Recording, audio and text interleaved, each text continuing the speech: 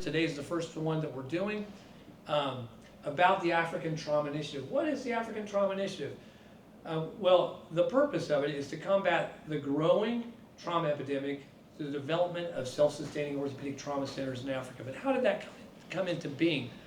And I'll talk a little bit about that. I don't want to give too many spoilers because most of that will come out of our lecture next week. And today we just want to focus on what is orthopedic trauma.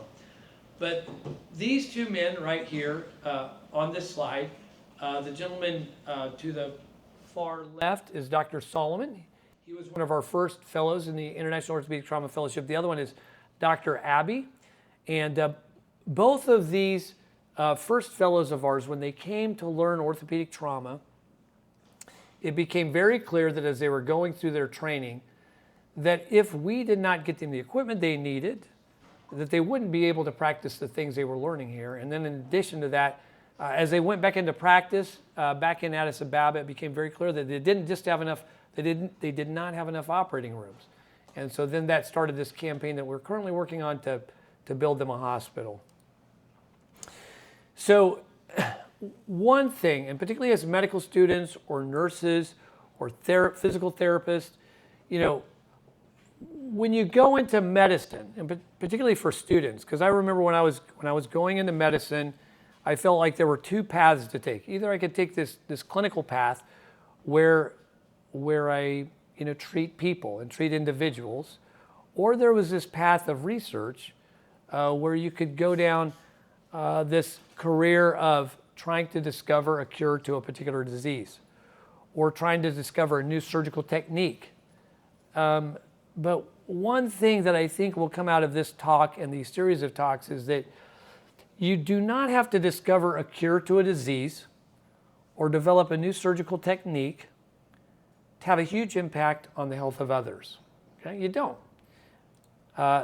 Said another way, we're going to take that a step further. The impact of a discovery or advancement in medicine does not end when it just reaches your sphere. What am I saying there? There's lots of things we do here that you're learning as medical students or that our nursing students are learning in terms of how they treat illness or disease. And we practice these in America. But if you think about it, if you go to a part of the world where these things aren't practiced, well, it's as if these discoveries have never been made. So we all think and hear about, wow, what an impact the measles vaccine had on America, or what an impact joint replacements have had on America, or you name the surgical technique or the medical technique. But when you take these techniques to a part of the world that haven't had them before, that is a huge impact. And you can do that without being a researcher. You can do that by just being a clinician. And so that's what we're trying to do through this African Trauma Initiative. So the African Trauma Initiative then took off by Kim Connolly is here on the far right here. None of this would happen without her. And then on the bottom here, as you had from, this is Jack Nolte, then Jack Aries, and then Jonathan Dahlman. And those were the three founding medical students for this. This wouldn't occur without the work of these medical students. And for the medical students that are here that are on the team, so much of the work of this is done by medical students. And then finally on the end is Adam Goodyear. He's someone who stepped in. He's an outside orthopedic surgeon that offered to use his skills to train our fellows in arthroplasty. And then it's grown into this, and you can see several people here. Yep, you're up there on the screen. Cameron and Joey, yeah.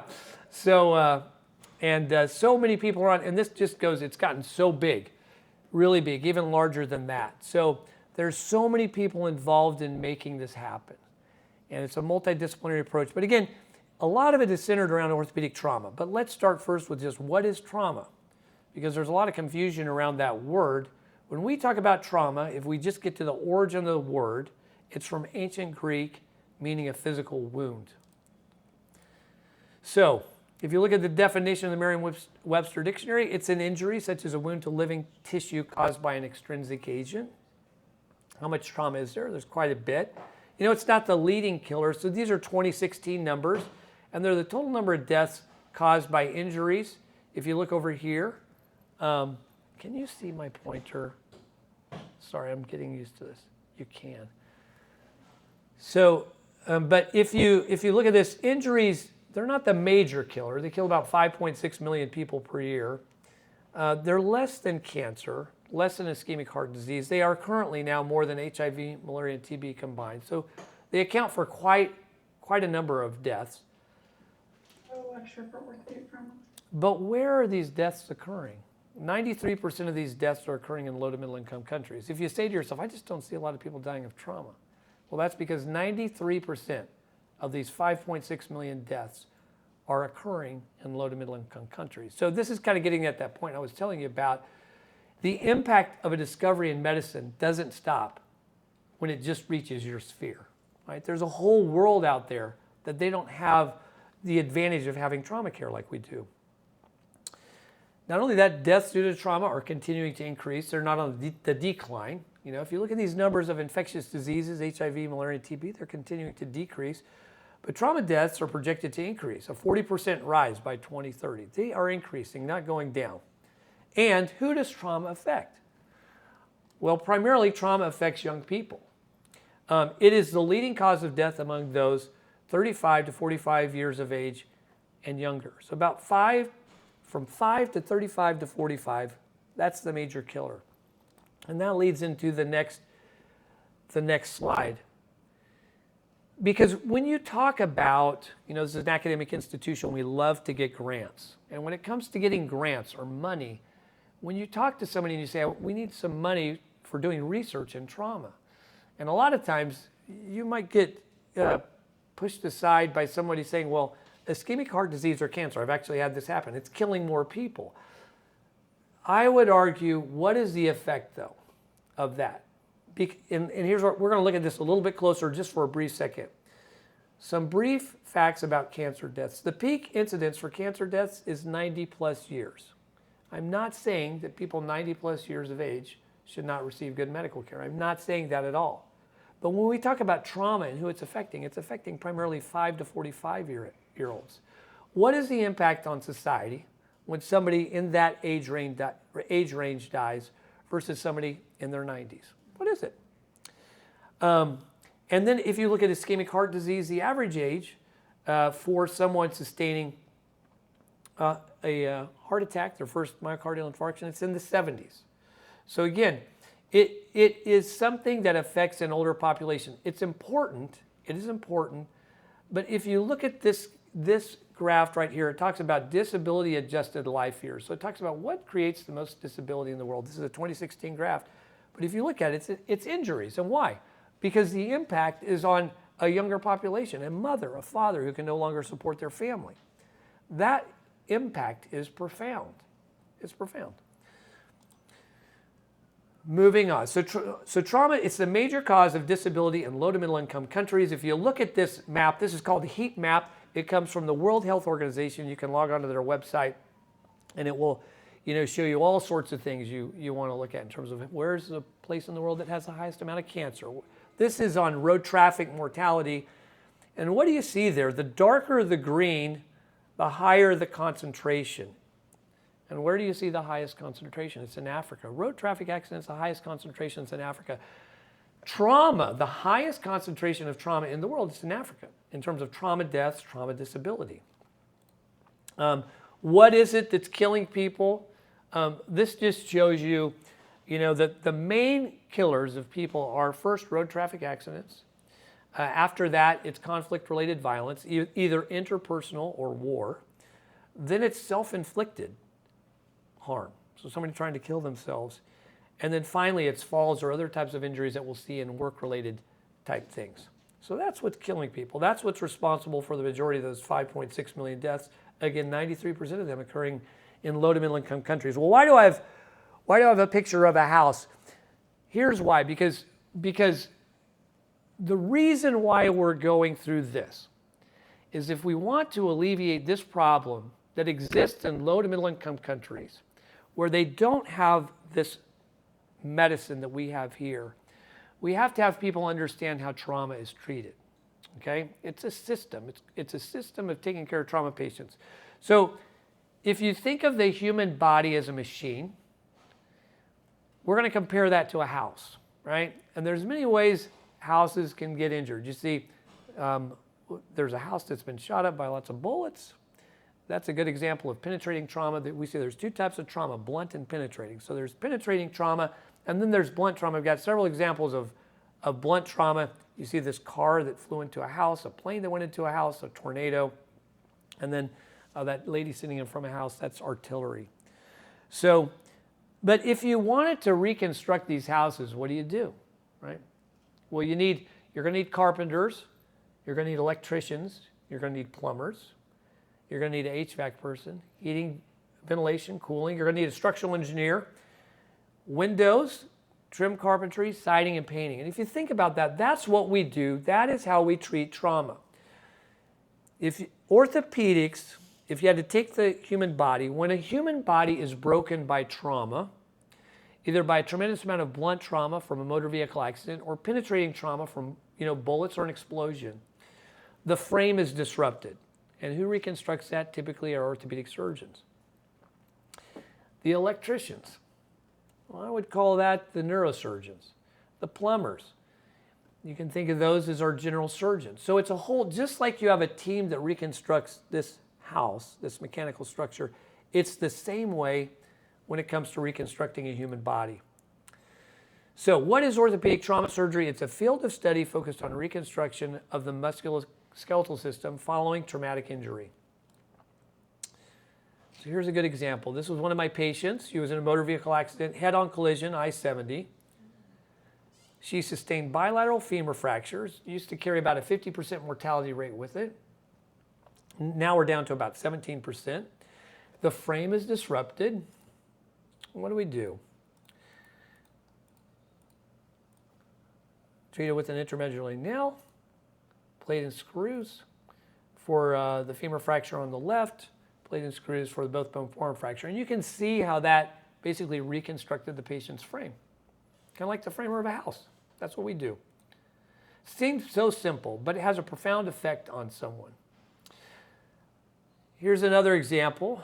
It's not just plates and screws or rods. Sometimes a bone is damaged so bad that you can't do anything other than to replace it. And so we've got some good techniques to do that. This person was initially treated with a plate and some screws. This failed. The majority of the time this works, but it didn't work in this patient's case. And they got a hip replacement, a new joint. Here's a patient that was in a farming accident, had an open proximal humerus fracture, could not be reconstructed. The patient got a joint replacement. So there's lots of tools we can use in reconstructing the skeletal frame, and these work. They work really good. And we're going to go through that. So what are the effects of untreated orthopedic trauma? We don't see this. We don't see this. But let's just take an open tibia fracture. The mortality of open lower extremity fractures, femur fractures, tibia fractures in the 1800s, the mortality rate was 81%. We don't see that today. People don't realize when they come in with an open fracture and we're treating them, we're saving their life. That is a life-saving procedure.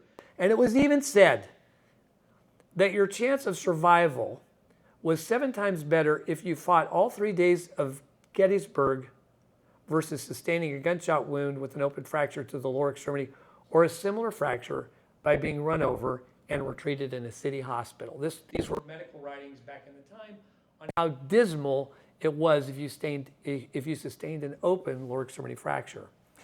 The first series of management of open lower extremity fractures without a death was not until 1884. It's fairly recent that we have these, and the risk of death with non-operative treatment of, jumped ahead. And that came after Lister described his antiseptic technique. So it was a big, that obviously changed a lot in terms of medicine. So what you see here, this gentleman who's got the tibia fracture there, that's an open tibia fracture. I've kind of blotted out, obviously the open wound, but that is a life-threatening injury. To the left of that, what you see is it's called a Montesia fracture. It's commonly sustained in children, and it affects the elbow. And you can see if you sustain that injury, you really don't have good function of your arm. So if you don't treat orthopedic trauma, the effects are you can die, right? Or you can be so disabled you really can't work. Here's some other examples. You see a femur fracture, this one on the far right. This gentleman survived, but you can see what happens if your femur heals like that? What do you think you're going to do? Well, he's unemployed, he's on disability. In fact, he had a chronic decubitus ulcer that could not heal until we corrected this malunion that he had. Here's a gentleman next to that, just to the left of that femur x-ray, is a gentleman that sustained a femur fracture, but it was treated in traction. He was doing okay, but you can see that obviously caused him considerable disability. And then here's a gentleman that sustained an injury called the Galeazzi fracture. It's called the fracture of necessity because if you don't fix this, the patient's going to do horrible. And he has tremendous disability with this arm. Has chronic open wounds here where that ulna protrudes through the skin. And you can see the bone is kind of eaten away because of a chronic infection there. So fractures are the most common outcome of an injury requiring treatment. So you can see that without orthopedic surgery, people can become disabled, they can die. And then over the years, we've developed a good field of study, a good school of thought where we treat these type of injuries and we can have a tremendous impact on the patient. So if you look at all injuries, and what you're going to find out in subsequent lectures is if you look at the operating room volume of trauma centers, the subspecialty that rules the operating room in terms of the most numbers is orthopedics. And here's one of the reasons why, because the most common outcome of an injury requiring treatment, it is a fracture. And who treats those? And for the most part, orthopedic surgeons. So in addition, musculoskeletal injuries account for the majority of disability following trauma. 78% of injury-related disabilities are the result of a musculoskeletal extremity injury. How much time do we got? I just want a time check here. 12 things. Okay.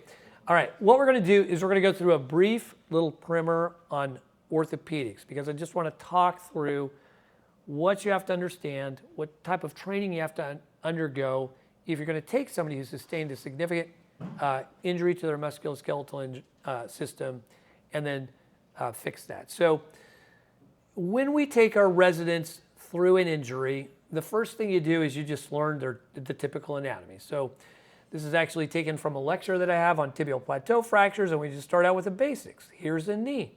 The knee is made of 4 bones: the femur, the tibia, the fibula, and the patella. And these are the views that we get of it. Typically, an AP view and a lateral view.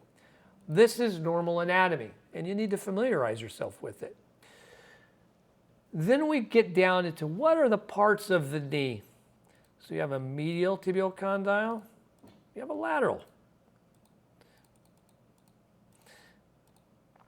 This is your lateral plateau, and this is your medial plateau.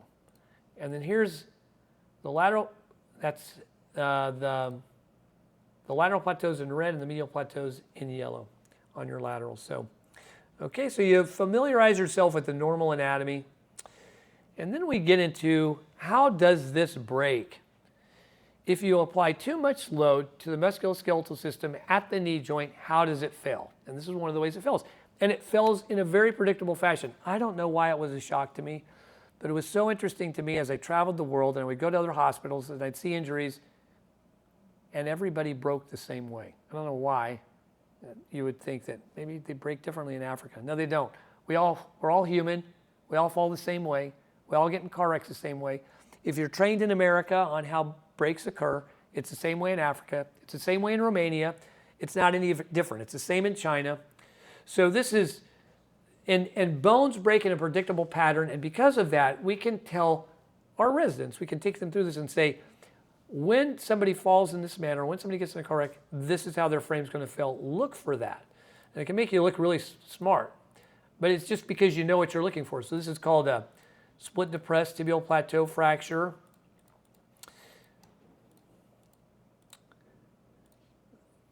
This is called a medial tibial plateau fracture, or Schatzker 4, and we know this pattern is associated with arterial injury, so it can be limb threatening.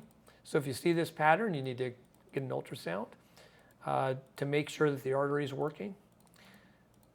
So there's value in learning all this. This one's called a bicondylar tibial plateau fracture, or Schatzker 6, also can be associated with vascular injury.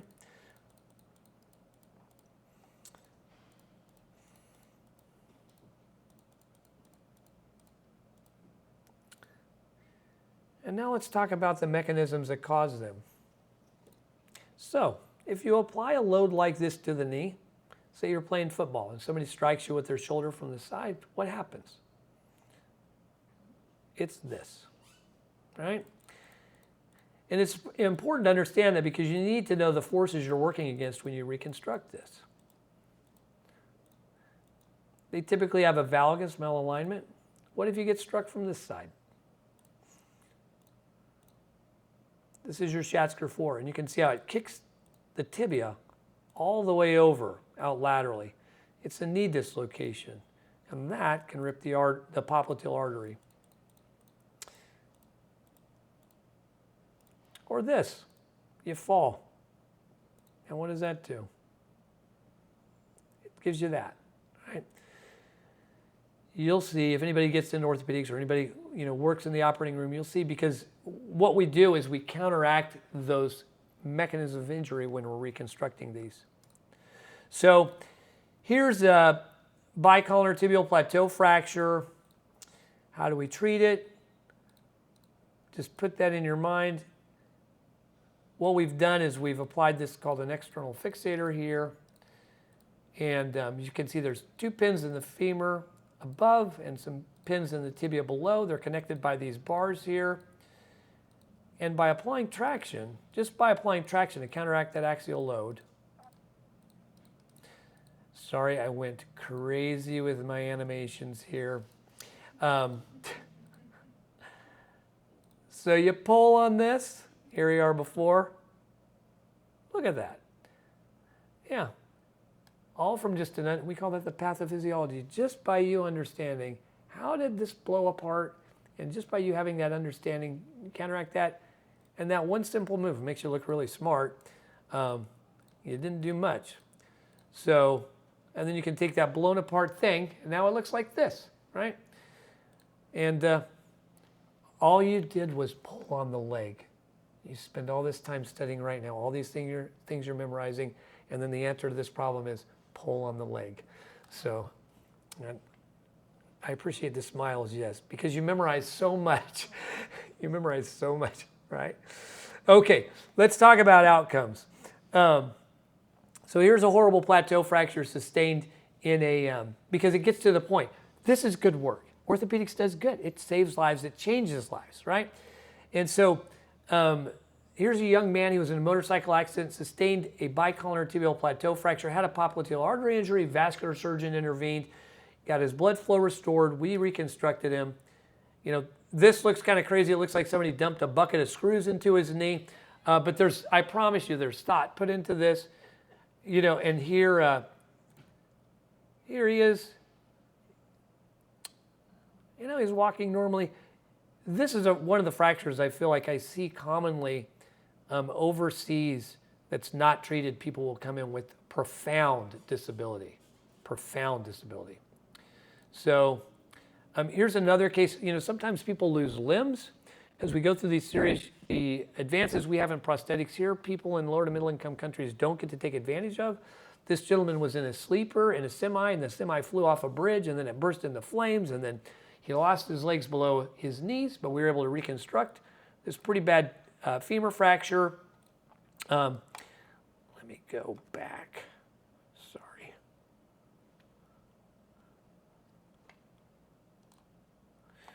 So here he is at 12 weeks. He's lost both his legs, 3 months out. He had 9 kids. I really related to this guy. I've got 9 kids. He had 9 kids, so we kind of bonded over that. But he had to get back up and work. He had that many kids. He can't be down. Talk about a motivated man. Yeah, he sent this to me on his phone, but because he was out of state. He was a trucker. But yeah, to think that somebody could lose both their legs. And to tell you, I have a number of patients that lost both their legs. There was one time, a couple of winters ago, they closed the clinics due to snow. And I said, I'm going to be here. I don't want to have to deal with the aftermath of my patients not coming in. And then they pile all your patients. If you miss a clinic, then what they do, the schedulers, is they just take those patients that weren't in that clinic and they just shove them in other clinics. Tessa is really familiar with this. It can be very painful. So I said, I'm coming in. I'm going to be there. I came in. I sat there the whole day. My patients knew I'd be there. They could come in. Not one patient, one patient showed up, and it was a gentleman it was snow everywhere. It was a patient who had bilateral lower extremity amputations. So, yeah. So people can function really well. And he was a bricklayer. Bricklays with bilateral lower extremity amputations. So it's not just lower extremity trauma. I've talked a lot about this. This is upper extremity trauma. I think you can see that. This is a scapula. It's blown apart. This guy got his arm caught in a PTO, a power takeoff, had a vascular injury associated with this. You can see these vessel clips here from them repairing an axillary artery injury. But, Your hand above your head. Here he is, right here. He's got his arm, all right? And this is one of this saved a life, by the way. I mean, if he didn't have his axillary artery and his arm would have died, he would be dead. So not only did this prevent disability, but this saved a life. Overall, outcomes after serious trauma are good when appropriate trauma and rehabilitation care are rendered. So I want to, we're going to do a couple things. I thought this is kind of a powerful animation, so I'm just going to play this for you because I think it will bring home kind of everything we've been talking about.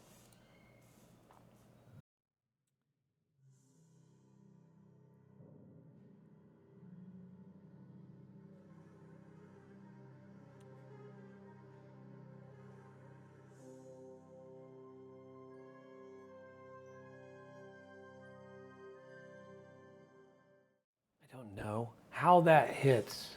It's kind of an older animation, but it's not hyperbole. That is not hyperbole. That's real. Like, I have patients like that.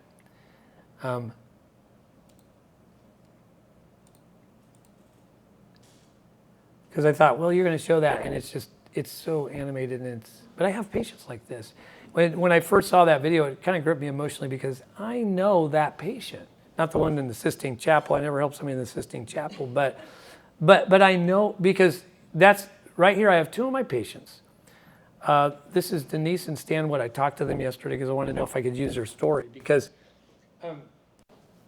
Stan had as a dream when he retired of starting an area where people could just go and get away and just rest. A retreat, not a resort, because I called it a resort. First they said, do not call it a resort, call it a retreat. And what he does was he went and made a series of tree houses, which they're not actually tree houses, they're kind of built around these trees, but they're places where people can come from the city and get away. This is in Leavenworth, Kansas. It's called Hidden Valley Wilderness Retreat. And he fell when he was making this tree house here. And he fell and he sustained an acetabular fracture. And other injuries as well, but we reconstructed him and they put me in that cabin. They gave me a gift certificate and then they put me in that treehouse. And then when I got there, they said, this is what he completed after you put him back together, which was really kind of nice. And then and then Denise, actually, she ended up falling too. They haven't fallen anymore, and we fixed a fracture on her as well. So and they're both living very full, productive lives. So that was a tremendous gift to them. But then, I talked to Denise. I said, what is it like having this retreat? And she said, I've encountered things I never would have expected before. She said, for example, I now know if I see a young woman or any female scheduled to come out here by herself, I need to be a little bit aware of that. And the reason why she said she's had two ladies that have rented out these units and with the intent of going out there and killing themselves. And she talks to her tenants and she says, in both cases, there was one in particular, she just went and talked to the gal and she got to know her and she didn't kill herself. I mean, because she got involved with their lives. So it's this whole ripple effect. When you talk about, when we try and measure things in terms of disability of life years, when you save the life of somebody in the prime of their life, those connections they form are incredible. You wouldn't even think about it. This is a couple that's in their retirement even, but they put together this resort, and you wouldn't think an outcome of putting somebody's acetabular fracture together might be that some young woman didn't take her life. But it is. It's an outcome. It's a very interesting thing. So anyway, the point is, this is good medicine, but it doesn't exist for everybody. But the work we're doing is to try and bring this to everybody. So, okay, that I'm just 5 minutes behind. So happy with how that worked out. So we're going to go to our panel discussion. So today, I have with me a number of my team. Tessa, my clinic nurse. And where's our Zoom? How do we pull up the Zoom? Alexa, help me out. Lauri, my OR nurse. And then we have Tiffany, our nurse practitioner who takes care of patients on the floor. And then Heidi, my administrative assistant and transcriptionist. And it's really important that, and there's much more on the team, by the way, but I think when you look at this, you could get the impression that, okay, all there is to treating orthopedic trauma is you just need an orthopedic trauma surgeon, and then that guy falls from the ladder and you put him back together and that's it. But that's not just it. That's not just it.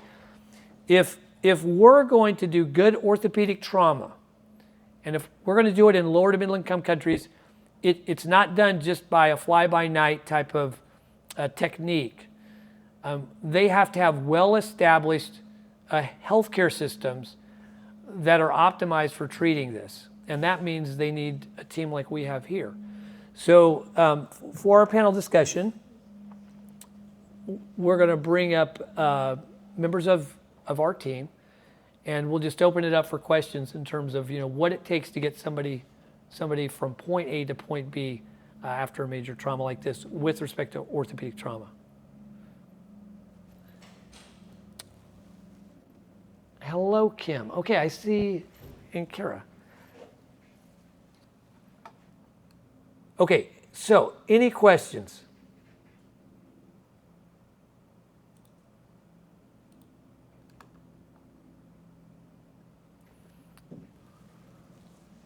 Yes, Otis. Okay, so the way you have presented a little bit was Yeah.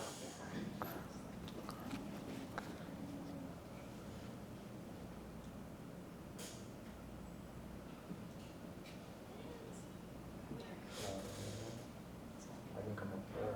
Oh, we're good. Okay.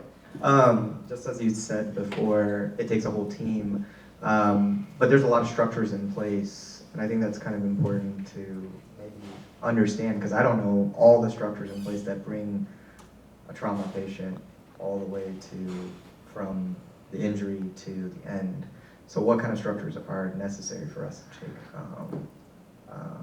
a patient that has a fall, has a traumatic injury? What's the process that they go through until they can come back to your clinic and you can say, hey, they showed me this video of them walking? That is a great question. Let's work through the whole team. So here's what we'll do. So number one, I'll just start off with the patient comes in the hospital, they need appropriate diagnosis. So, and as we gave that one fact, the most common outcome of an injury that requires intervention is a fracture. So somebody sustains a significant fracture, let's say a femur fracture, I make the diagnosis, and I say, I need to do an intramedullary nail. Schedule the patient for the operating room. Pass that mic to Lauri. Lauri, what does it take? She'll tell you. Do I just show up in the operating room and everything's magically there? Yes. and who are the elves? A lot of magic. Yeah, exactly. Talk to us about them. Yeah, well, so yeah, there's a lot of kind of organizational elves that have to go into this, and one of that is it's scheduled. First, it's scheduled through either nursing or schedulers to the operating room, and then it might come through a team leader. So each service has a team leader, and they'll see, okay, well, this case is scheduled, so they'll pick a preference card for that particular case. So then there's a team of people in, who will pick all the instruments and all the supplies, so that they'll make sure everything's ready, and then it gets sent up to the operating room, and then that morning, myself or any operating room nurse, I guess, and a scrub tech will be in there, and we'll get the room set up, and that can include getting whatever necessary bed that we'll use, any necessary equipment that didn't come up with the instruments and the supplies, so tourniquets, that kind of stuff, other equipment, positioning devices for the, during surgery. Usually an anesthesia person is in there also getting things ready. And a lot of times in orthopedics we use radiology, so I'll need to call radiology and we need to get, C-arm set up. So we have this interdisciplinary team even just in the operating room. And then we'll open the supplies and open the instruments and make sure everything is sterile. So if there's anything that, happens in that process too, like if an equipment is not sterile or it's not working, we need to get a new one, or we might need to reschedule the surgery, or I am just rambling. No, but Lauri, it's what you're illustrating though, I think, is how many people it takes to get the operating room ready. And the person who heads that, by the way, I've been in these committees where we talk about problems that can occur in the operating room, and then we say, you always have to make somebody responsible for a problem in the operating room, and who we make responsible is the circulating nurse. That's Lauri's job. Yeah, so, that nurse. Yes, right? Yeah, You coordinate everything. A lot of the things we're coordinating with anesthesia, we're coordinating with the pre-op nurses, we're coordinating with, radiology. We're kind of the coordinators before the procedure, during the procedure, and after the procedure we hand it off to the PACU nurse, who generally after that point we won't really be involved. But then they'll go on to recover, and then maybe be seen in clinic later, and I can pass the mic to Tessa. Well, let's see, is Tiffany on? Because that gets to the floor. Yeah, I'm here. Okay. And pass them on to me on the floor. That's right. Thank you so much, Tiffany, for joining. So talk a little bit about that. What does that involve? Sure. So we admit the patients to the floor, and generally we start involving other teams as well if they have comorbid conditions. Sometimes we'll consult internal medicine to be involved with that piece of it, so we can focus on the fracture care, and they can help out with the medicine portion of their recovery. And then if they have infection needs or open fracture needs, we'll treat that with antibiotics, and also consult infectious disease if it's a really nasty open wound. And then the anesthesiology pain team, we get them involved if the patient needs a block on the floor to help with local pain medication for pain control. And then sometimes we'll have, can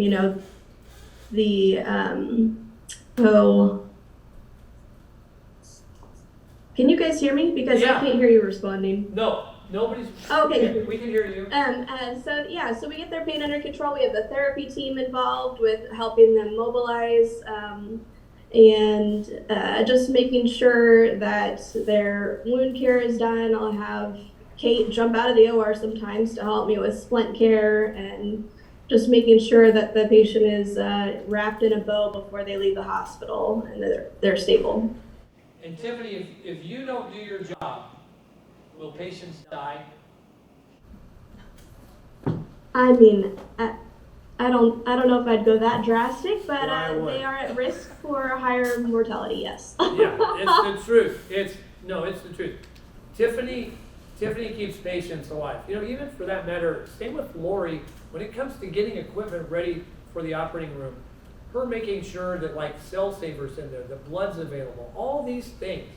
Yeah. If you right, it's if you want to deliver trauma care, and if we're just talking about orthopedic trauma care, it really takes a large team of thoughtful, trained people. And then let me ask you this: what's the toughest part of your job? Making sure all the T's are crossed and the I's are dotted. I feel like if you don't have every little piece of the puzzle put together just so, then things can go wrong really quickly in these frail patients. That's right. Yeah, you do an excellent job at that. Then they get discharged. And that leads to Tessa, my clinic nurse. So talk a little bit about that, Tessa. What does that involve, getting patients from point A to point B, graduate? You're the one that graduates them. Yes, we get them to the finish line Yeah. and all healed, which is very fun to witness and be a part of. So patients, I would say I've been thinking about this since you kind of asked me to define my role. And I've noticed a lot of my job is psychological coping because patients kind of go home and they're like, what the heck just happened to me? And I have all these questions I couldn't think about when all of it was happening. So just a lot of coordination of their follow-up appointments when they're in clinic, helping with wound care, fulfilling any orders Dr. Heddings needs me to fulfill to take care of them on the outpatient side. And yeah, like I said, just a lot of talking on the phone and sending messages back and forth with just answering all their questions and making sure they have peace of mind through the whole ordeal. And I'll tell you, Tessa keeps people alive too. Tessa has to, the tough thing about Tessa's job, and Tessa's been, how long have we been together, Tessa? 11 years in October. 11 years. And she makes it look easy. But the problem with patients once they discharge is you have stoic patients that present tiny complaints that are life-threatening, and then you have patients that cannot cope, and they're presenting minor problems as life-threatening. And somehow Tessa has to differentiate between the two. And it is so true. Her point about being like a psychologist or a counselor is she has to have this skill of reading people, even over the phone, and determining, is this a real problem or is this something I can talk the patient through? It cannot be emphasized enough. Patients die directly as a result of their trauma. Patients die in the trauma bay, if not managed appropriately. Patients die in the operating room. Patients die on the floor. Patients die after they get discharged home. If you look at the mortality of some of these injuries, it's not just you make it past the first hour, you're okay. It's not that way. I mean, you got to get them quite a ways out. So lots of things can happen along the way.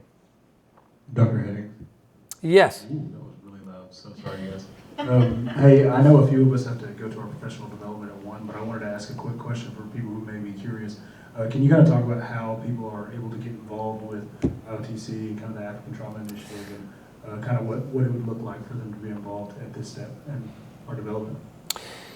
Yeah, thanks so much, Cameron. Well, we really, the whole reason why we launched this lecture series is we want to broaden our reach. We need people, we want to raise awareness. And all throughout KU, this is a large project that involves the School of Architecture, the School of Business, the College of Liberal Arts and Sciences, as well as, here at the Med Center, nursing, medicine, obviously. So if you're interested, you can email me. For the nursing side, you could email Lauri. Lauri's the director of the Nursing Fellowship. On the medical student side, you guys have a mechanism for bringing in medical students. I know that. And I do kind of defer that to you guys. So. If you want us to talk about that, we can. I just wanted Yeah, go for it. Yeah, talk about it, Cameron. We're going to have a rotation that'll come in November where we send out applications for the new M1s that'll be welcomed into the program, where applications will be sent out and interviews for those positions, and we'll select 3 M1s for the new ATI group. And that's kind of like a funneling system for that. That's for the medical student side specifically. But that's about how it goes. It's everything I'm like forgetting. Yeah, should be good. Thank you. We got some comments on the chat. Yeah, there's a question in the chat. To places like here in Africa, most especially in Uganda, where we have very few trauma and orthopedic surgeons at large, what are the most things as a student at the emergency department that should be done, or those that shouldn't be done, in a patient who comes with an open fracture?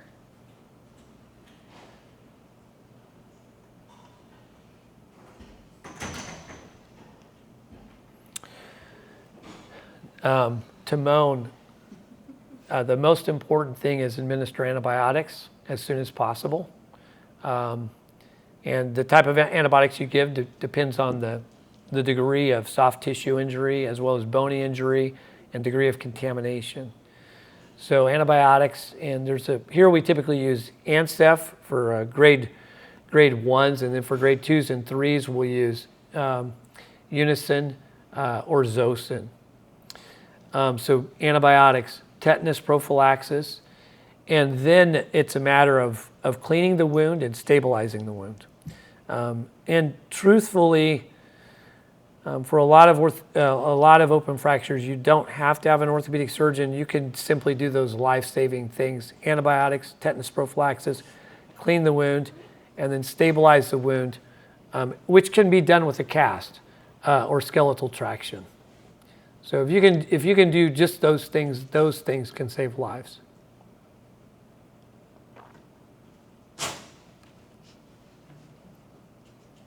There's a question right above that too. Oh, Rivali, sorry.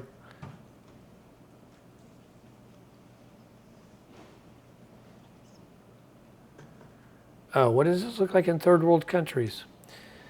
Yeah, what does the process look like in third world countries? Well, I don't practice there. I have spent time in lower middle income countries, and it's highly variable. But I will tell you, I've seen situations where the trauma system is so overwhelmed, someone may be in a motor vehicle accident and they're just sent home. So, if you can imagine that. And yeah, if you can imagine that, so there's nothing there. People are lying on the floor. People are lying outside the hospital waiting to get in. And then, people are sent home. There's some hospitals that have walls around them and guards. Because otherwise the hospital would just be overwhelmed by people. So it's interesting, but when you have very limited medical resources, you have to protect them. And so, yeah, it's just, it can run from no care at all, period, to, a little bit of something. And I have been impressed with what I've seen doctors do in other countries with not the same resources we have. So with a little bit of ingenuity and good education, it's pretty impressive how far I've seen patients brought following significant trauma. Your thoughts on that, Lauri, from a nursing perspective? Yeah, I will say, just to kind of build on what you were saying, a lot of times, if that patient gets to the point where they're being treated, if you get through that triage process, a lot of the processes are the same, at least in speaking from my perspective in Ethiopia. A lot of the processes are the same, however, they're just doing this with so much less. There's less resources. They don't have the C-arm capability. They don't have the same equipment. They don't have the same implants. They're still doing a lot of the same processes, but they're having to do it, like you said, kind of with this idea of ingenuity. So just getting into the process is very difficult there, but I noticed a lot of the procedural type of structure is the same. It's just, and they might not get sent home. They'll stay in this hospital sometimes for months at a time to recover. So yeah, that's been my experience.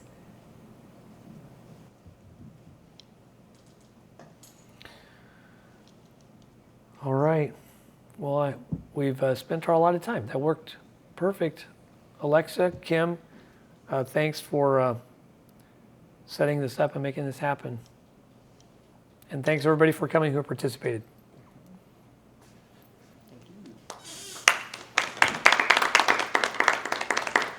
Recording stopped.